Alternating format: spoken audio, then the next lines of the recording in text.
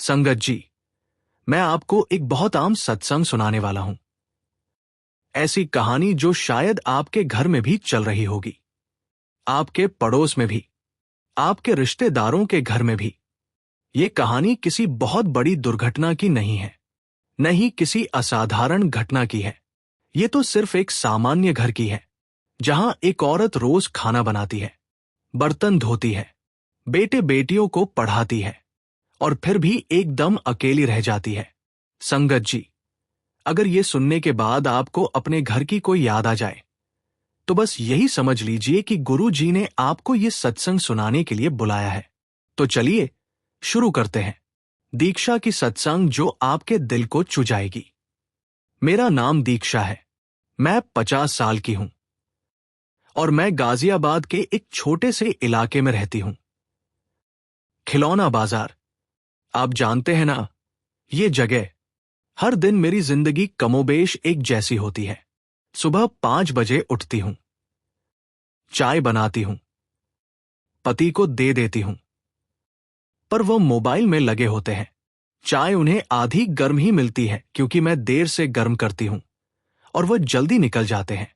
फिर बड़े बेटे को उठाती हूं, उसे कहती हूं, देख, ऑफिस के लिए तैयार हो जा, नाश्ता तैयार है।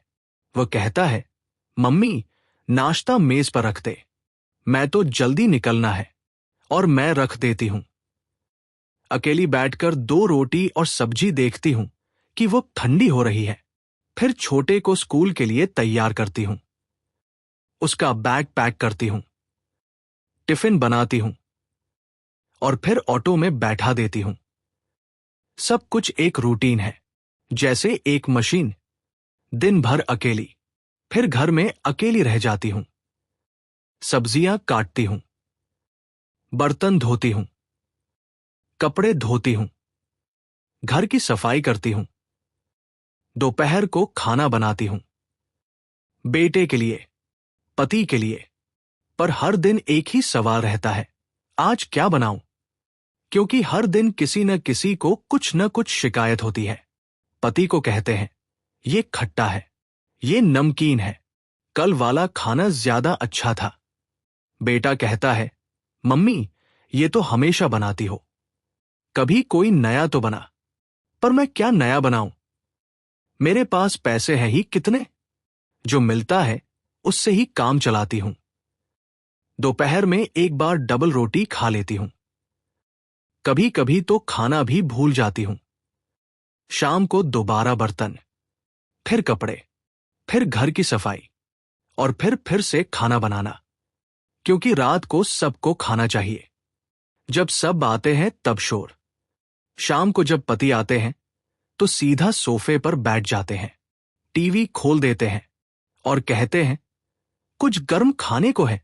मैं कहती हूं, हां, अभी बना दूं, जल्दी बना, मैं बहुत भूखा हूं। पर मैं तो पहले से बना रही होती हूं, हर दिन, रोज, क्योंकि मैं जानती हूं कि उन्हें भूख लगेगी। बड़ा बेटा आता है तो सीधा अपने कमरे में जाता है, दरवाजा बंद कर देता है। मैं कहती हूं, खाना खा ले, खाना तैयार है। वह कहता है, मम्मी, 1 घंटे बाद। मैंने अभी काम पूरा करना है। 1 घंटे बाद खाना ठंडा हो जाता है, फिर मैं दोबारा गर्म करती हूं। छोटा आता है तो चिल्ला रहा होता है, मम्मी, मैं खेल खेलूं। मैंने होमवर्क कर लिया, सब्जी में कीड़ा है, ये शर्ट मैं नहीं पहनूंगा। पर मेरे पास सबके लिए जवाब नहीं होता। शोर, बस शोर। मेरी आवाज किसी को सुनाई नहीं देती। एक दिन मैंने पति से कहा, सुनो, मैं भी बहुत थक जाती हूं, क्या तुम कभी खाना बना दो?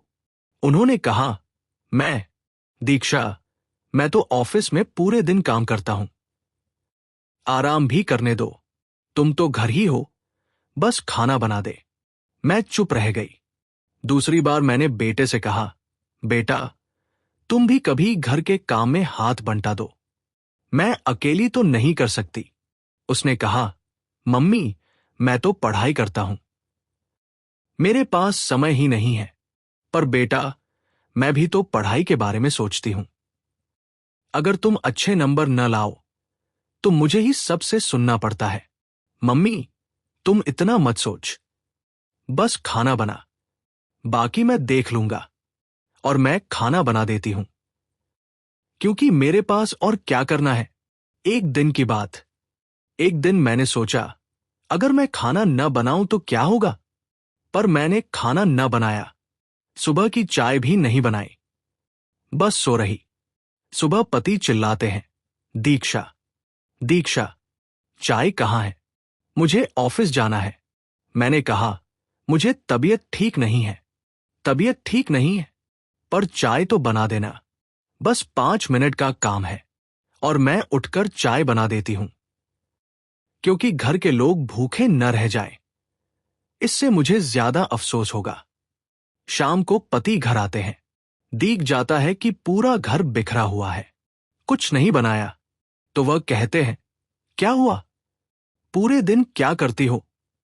मैंने कहा, तबीयत ठीक नहीं है। हाँ, पर खाना तो बनाना था ना। बेटों को भी क्या खिलाएगी? और मैं फिर से उठकर खाना बनाने लगती हूं। भले ही सिर में दर्द हो, भले ही पूरा शरीर दर्द कर रहा हो, क्योंकि घर है ना। धीरे धीरे मैंने समझ गई कि मैं अकेली हूं, बिल्कुल अकेली। मेरे पास एक घर है, एक परिवार है, 3 लोग हैं, पर मैं अकेली हूं। क्योंकि कोई नहीं पूछता, दीक्षा, तुम्हें क्या चाहिए? तुम क्या करना चाहती हो? तुम्हारा दिन कैसा गया? कोई नहीं कहता, तुम बैठ जा, मैं खाना बना दूंगा। कोई नहीं कहता, तुम आराम कर, तुम बहुत थक गई हो। बस सब कुछ मुझसे ही चाहिए, खाना, कपड़े, प्यार, ध्यान, सब कुछ। और मैं देती हूं, क्योंकि मैं मां हूं, पत्नी हूं। लेकिन मैं कौन हूं? सिर्फ बर्तन धोने वाली, खाना बनाने वाली। एक रात को मैंने अपने आप से पूछा, दीक्षा, क्या तुम कभी खुश रहती हो? और मेरे पास जवाब नहीं था। टीवी पर एक दिन मैं टीवी देख रही थी और एक विज्ञापन आया। एक औरत अपने घर में खुश दिख रही थी। सब कुछ परफेक्ट था, सब लोग उसे प्यार करते थे। मैं सोचने लगी, ये किस दुनिया की कहानी है? मेरे घर में तो ऐसा कभी नहीं होता। पर फिर एक अलग विज्ञापन आया। एक महिला को किसी ने बुलाया, बाहर का काम। उसने कहा, नहीं, मैं तो घर का काम करूंगी। और उसके चेहरे पर खुशी थी। मैं सोचने लगी, इसे क्या होता है? मैं तो घर के काम में खुश नहीं हूं। पर बाहर जाने का भी तो कोई विकल्प नहीं है। पड़ोसन की बातें। मेरी पड़ोसन है संगीता, वो भी मेरी जैसी ही है। बच्चे हैं, पति है, घर है। एक दिन मैं उसके घर गई, चाय पीने के लिए। संगीता, तुम्हें देखो ना, हमेशा खुश रहती हो। मैं तो हर दिन दुखी रहती हूं। वह कहने लगी, दीक्षा, मैं भी तो वही करती हूं। खाना बनाती हूं, बर्तन धोती हूं। पर मैंने एक बात सीख ली है। क्या? कि मैं खुद के लिए भी कुछ समय निकाल लूं, छोटा सा ही सही। सुबह जल्दी उठकर या रात को सोने से पहले। बस मैं हूं, कोई और नहीं। पर तुम करती हो? हां, मैंने अपने लिए एक किताब ली है। हर रात सोने से पहले 10 पन्ने पढ़ती हूं। मैंने सोचा, और मेरे पास तो किताब पढ़ने का समय भी नहीं है। एक सवाल जो मेरे दिल में बैठ गया। एक दिन मैंने अपने आप से सीधा सवाल पूछा, दीक्षा, तुम किस लिए जी रही हो? घर के लिए। और अगर घर नहीं होता, अगर कोई तुम्हें प्यार न करता तो फिर तुम कौन हो? और मेरे पास कोई जवाब नहीं था। मैंने महसूस किया कि मैं अपने आप को भूल गई हूं, पूरी तरह से, बिल्कुल पूरी तरह से। एक दिन मेरी एक सहेली ने कहा, दीक्षा, मैं एक जगह जाती हूं, एक गुरु जी के दरबार में। वहां मैं को बहुत अच्छा लगता है। क्या तुम भी चलोगी? संगत जी, सत्संग जारी रहेगा, लेकिन उससे पहले एक छोटी सी बेहद जरूरी बात आपसे शेयर करनी है। संगत जी, इस चैनल का छोटा सा प्रयास है हर दिन गरीब और जरूरतमंद बच्चों को भोजन करवाना। ये पवित्र सेवा गुरुजी की प्रेरणा से निरंतर चल रही है। रोजाना कई मासूम बच्चे गुरु कृपा से पेट भरकर सोते हैं और उनके चेहरों पर मुस्कान लौटती है।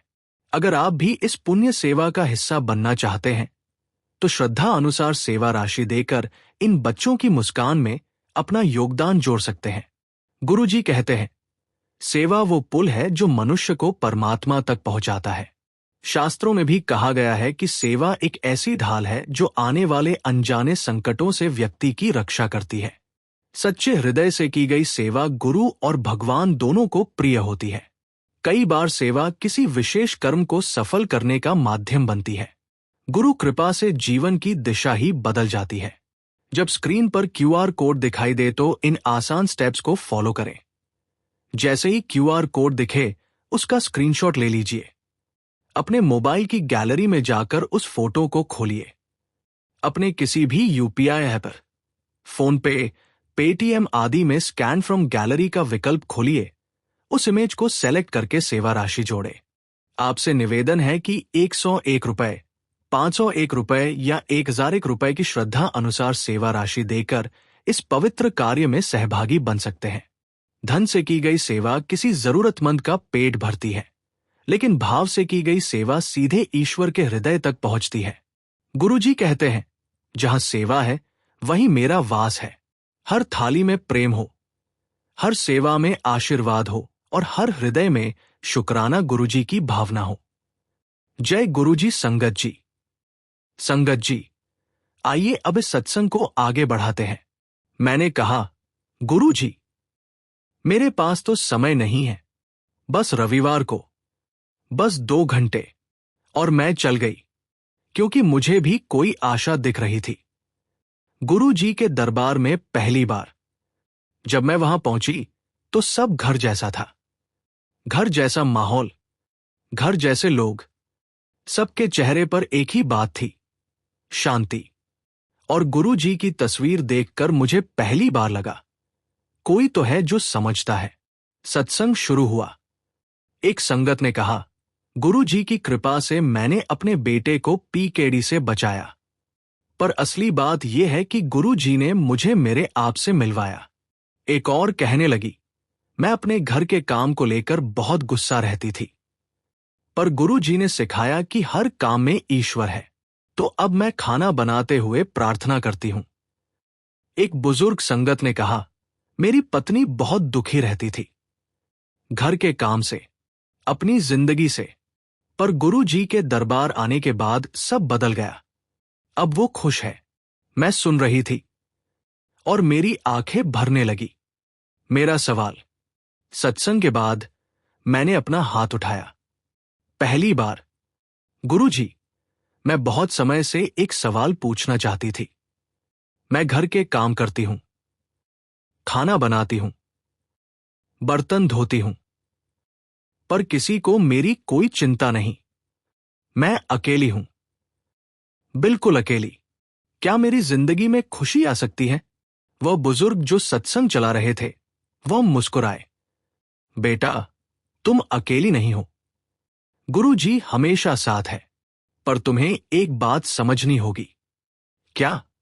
कि तुम्हारा काम, खाना बनाना, बर्तन धोना, ये कोई बोझ नहीं है, ये प्रेम है। और जब तुम इसे प्रेम से करोगी तो सब कुछ बदल जाएगा। पर कैसे? मेरे घर में तो कोई प्रेम ही नहीं है। वो प्रेम बाहर से नहीं आता बेटा, वो अंदर से आता है। गुरु जी कहते हैं, तुम पहले अपने आप को प्यार करो, फिर दूसरों को प्यार करना। पर मैं खुद को प्यार कैसे करूं? बस खुद को जानने की कोशिश करो। तुम कौन हो? क्या चाहती हो? क्या सपना है?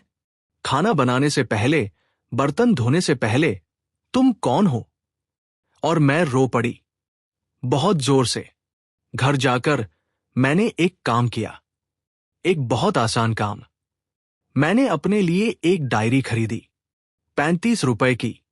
एक सामान्य डायरी, और हर दिन बस 2 लाइनें लिखती हूं कि आज मैंने क्या महसूस किया, आज मैंने क्या सोचा, आज क्या किया गुरु जी ने मुझे सिखाया।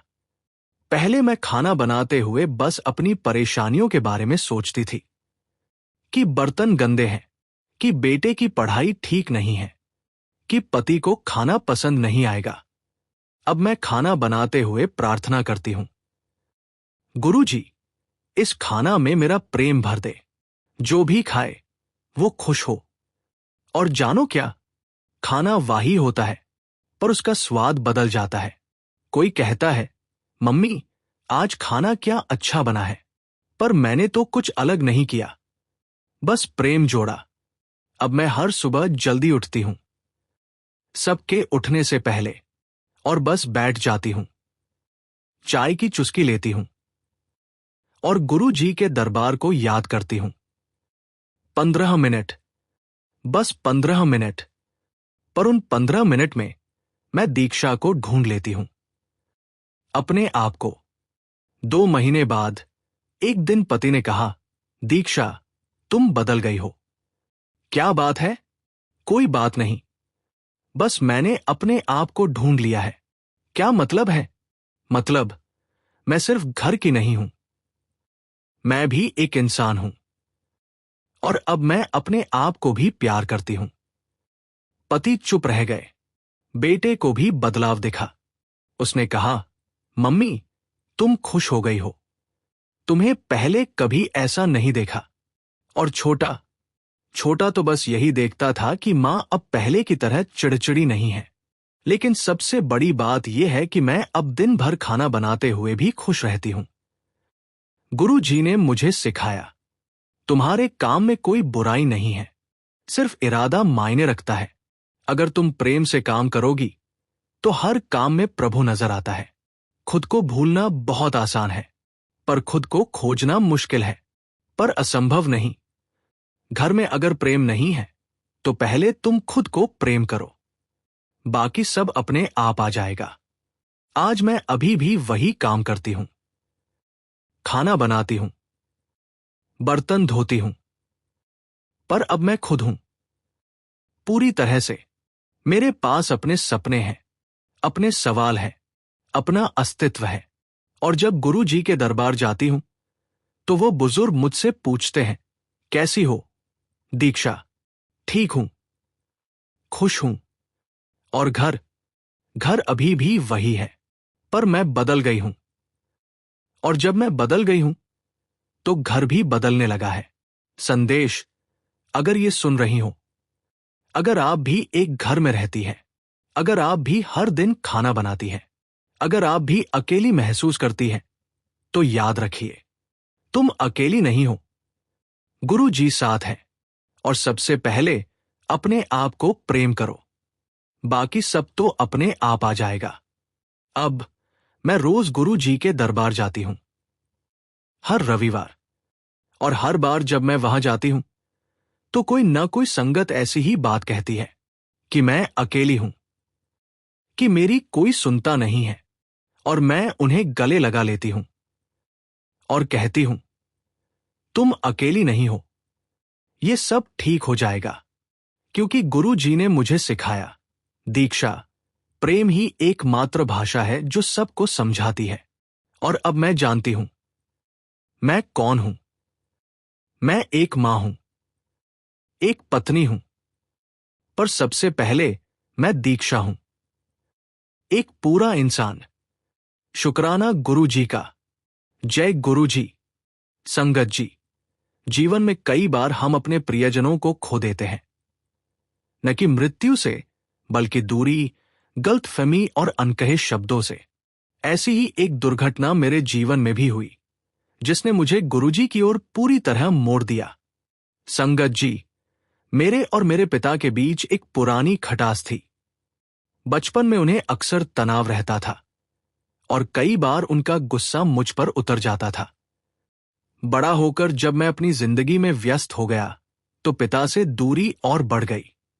कभी कभी घर जाता था, पर बात करने का मन नहीं होता।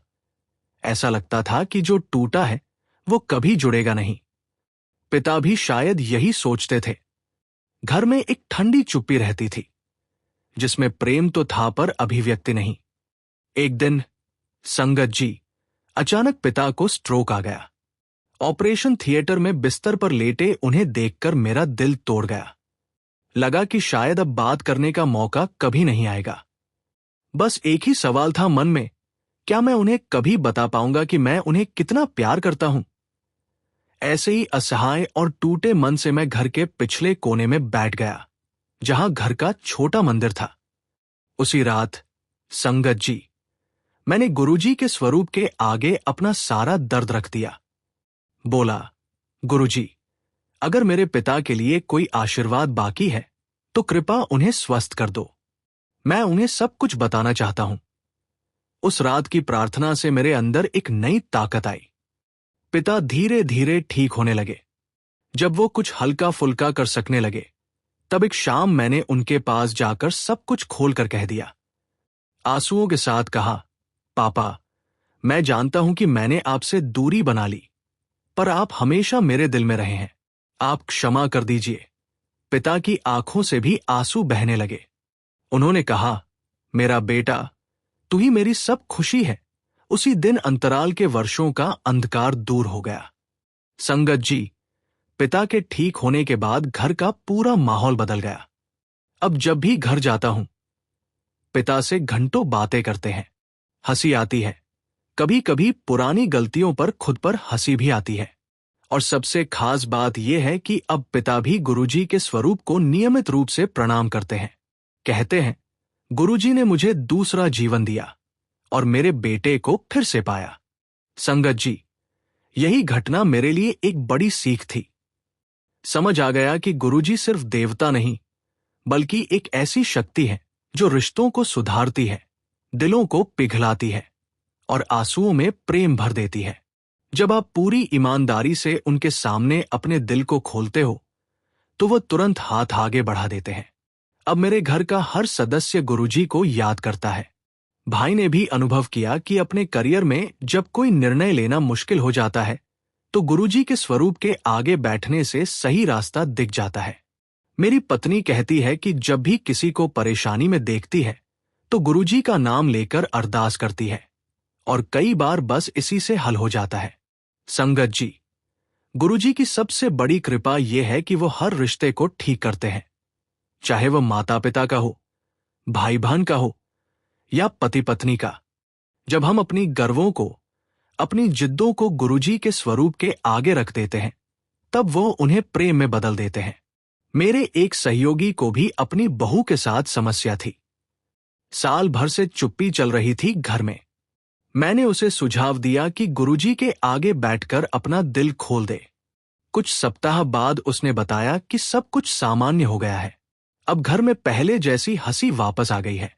संगत जी, मैं यही कहना चाहता हूं, अगर आपके जीवन में भी कोई दूरी है, कोई अनबोली बात है, किसी से बिगड़ा हुआ रिश्ता है, तो एक बार गुरुजी के स्वरूप के आगे बैठ जाइए। अपनी कमजोरी, अपनी गलतियां, अपनी पीड़ा, सब कुछ उनके सामने रख दीजिए। देखिए कैसे दिल नरम होने लगता है, कैसे प्रेम की भाषा समझ आती है और कैसे रिश्ते फिर से जीवंत हो उठते हैं।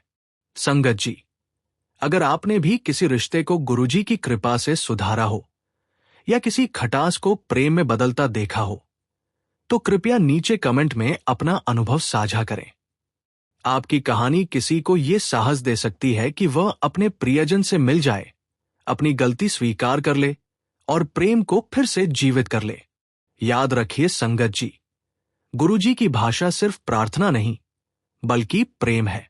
और जब आप प्रेम से उनके पास जाते हो, तो वो प्रेम ही लेकर आते हैं, अपने साथ, अपने संदेश में, अपनी हर कृपा में।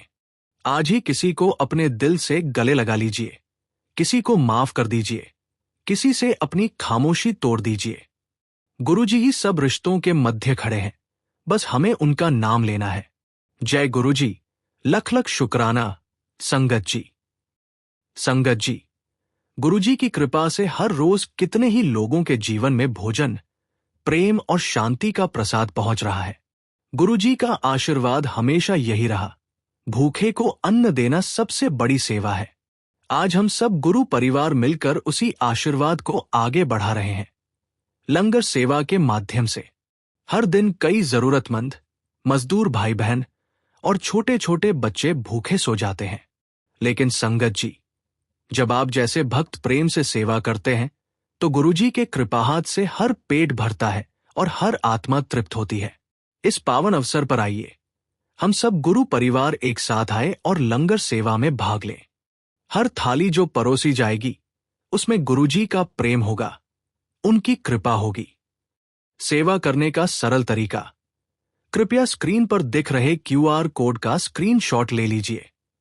फिर किसी भी UPI ऐप को खोलिए। स्कैन विकल्प में जाकर स्क्रीनशॉट चुनिए और अपनी श्रद्धा अनुसार राशि भरकर लंगर सेवा पूरी कीजिए। हर अन्नदान गुरुजी की चरण सेवा में समर्पित होता है। आपका योगदान किसी भूखे के लिए भोजन बनेगा और आपके परिवार के लिए गुरुजी की असीम कृपा का कारण। संगत जी, जब भी किसी थाली में अन्न भरता है, गुरुजी मुस्कुराते हैं। तो आइए इस प्रेममयी सेवा में आज ही भाग लें और कमेंट में लिखिए, शुक्राना गुरुजी का।